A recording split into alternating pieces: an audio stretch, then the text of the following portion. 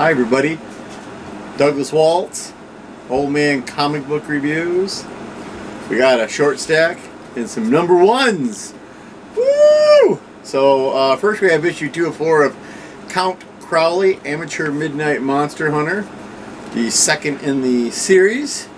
Stories by David Dastmalchian, art Lucas Kettner. Thanks, Lucas. So when we last left our hero, she was fighting a cracked up meth head werewolf, and that went well. And she's learning more about how to kill monsters, talking to Count Crowley, and it still has to do with the horror host, but they haven't done any horror hosting much this episode. And a sharp-looking fella who might be a vampire shows up. Now this one was called Cry of the Werewolf. I'll have to go back and look. Cry of the Werewolf was the title of an actual movie, and they said the next issue is The Thirsty Dead. That's the name of an actual movie. So I'm going to see if they did that with part 1, and now I got to go back and find the other Count Crowleys and see if they've been yanking my chain this whole time. It's because horror hosts. Haha. Oh, that makes sense. Get it? Yeah. We are at issue 25 of the New Mutants. Apparently all the other crossovers are over, and we're dealing with Sim. Isn't that his name? Sim? From Limbo? He's going to take over Limbo. He's got a master telling him that he's going to take over Limbo from Magic. Our writer, as always, is Vita Ayala. Rod Rice is the artist. But then we do have a flashback at the end, and that artist would be Jan Duursema. So, and in between, there's a little story about a goblin. They're one big giant panel stories about a goblin. It's Ilanya. That's all it is. But the artwork for those is just amazing. Very, very pretty. And so Ilanya is going to give the Limbo to Madeline, the Goblin Queen, who has tried to kill people enough time. I do love her costume, though. Madeline's costume's always been great because it's high-hipped and underboob. You can't go wrong with high-hip and underboob. They literally pick up a story that they mentioned. They even reference it here. That's from 1984. I don't know who these kids' skincare people are, but looking this good since 1984, not too shabby. So, they come to attack, and something catastrophic happens. I will not tell you. Go read the book. It's number 25. It's a big deal. You should go read it. And then it goes, and it literally the back in time stuff looks like crappy 90s art. I know Jan did it on purpose. Did such a good job just capturing the zip tone and the awful, awful line art that the 90s was just full of. You know what I mean? You know what I mean? You know what I mean. All right. Next up we have Vault, bringing us number 8 of The Blue Flame. The Blue Flame is Christopher Cantwell as the writer, Adam Gorham as the artist. And as always, the Blue Flame is either a superhero who is trying to convince a race of super people to not destroy the planet Earth because we are hopeless, or he's a homegrown Wisconsin superhero who all of his friends are dead. He has to walk with crutches and has a drug and alcohol problem. We don't know which one it is. It could be both. And now he has to be grown up. So he's been like going to church. There's a really neat discourse about faith, which I liked. Apparently if you fly out of the universe, you get this. Because the thing here is the universe is bigger than its light source. So there's like this much universe, but there's actually this much universe. You just can't see it because it's dark. And then beyond that, well, he finds out what happens when you go beyond that. This is just the oddest book. I have no idea what's going on. It's one or the other. They don't really tell you anything. We're up to 8 issues and still just confused as all get out. So at least there's a next issue. They didn't stop with this. So this is a good book. Vault, Blue Flame, you should get it. Alright, we got 2 number 1s. Let's do this one first. hate this place. And yeah, that's a good reason to hate this place. Our creator writer is Kyle Starks. Our creator artist is Artyom Topolin.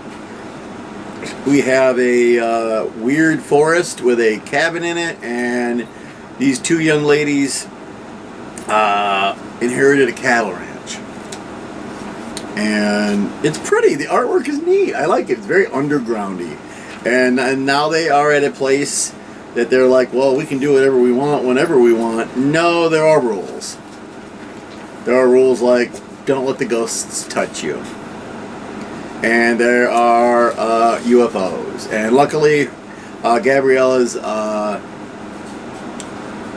girlfriend, didn't really say, is a survivalist nut. So she came packing to just take out everything. So they're going to try and raise the cattle, sell them, sell the house, and everything in it is going to try to stop all of that from happening. So this is a great new first book. It's #1, so you can go get it, done by Image. So, yes. They may hate this place, but I love this book. It's really fun. And then my favorite book that they lasted for more issues than I ever thought was humanly possible has come back with an all-new team. Here we go, folks. Savage Avengers. Conan is still your focal point.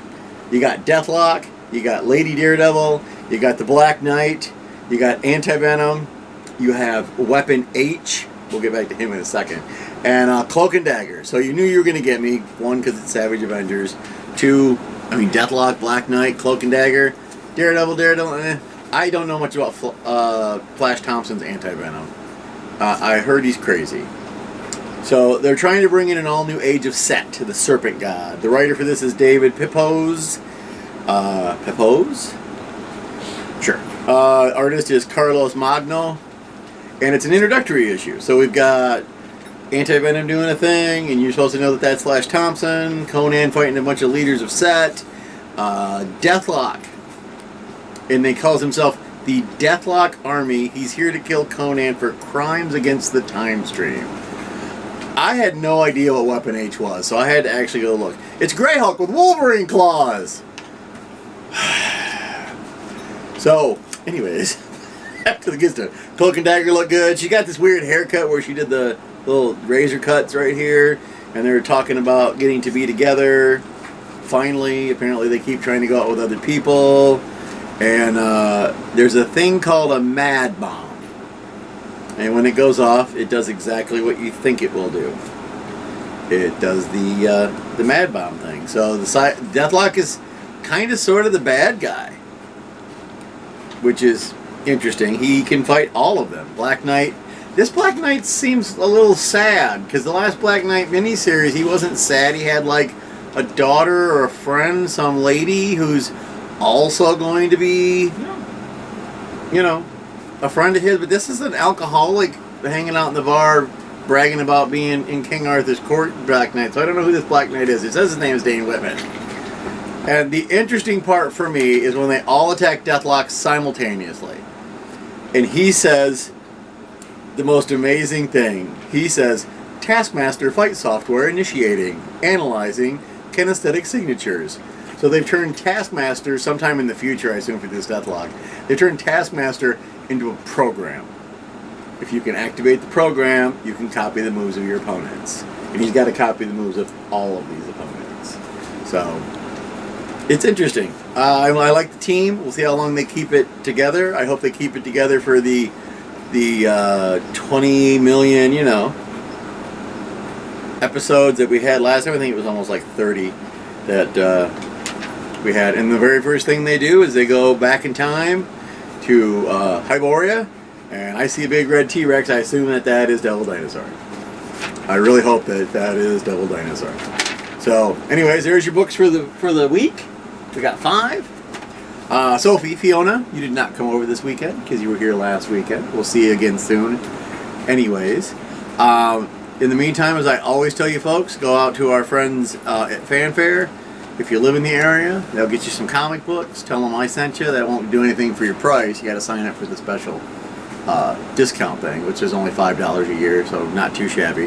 And go read a comic book. I'll see you next week.